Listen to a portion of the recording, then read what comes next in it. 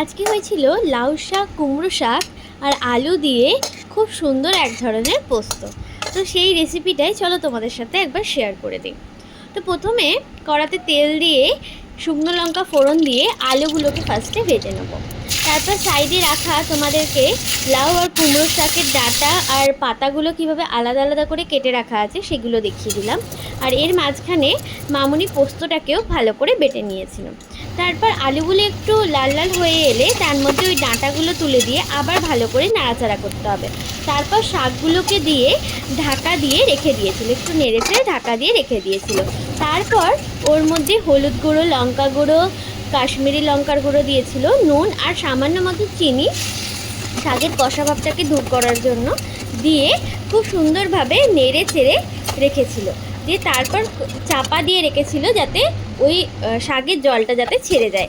তারপর কড়ার মধ্যে পোস্ত দিয়ে ভালো করে নেড়ে চেড়ে জল দিয়ে নেড়ে চেড়ে আবার চাপা দিয়ে রেখেছিল। দিয়ে তারপরে ফুটে গেলে ব্যাস রেডি পোস্ত।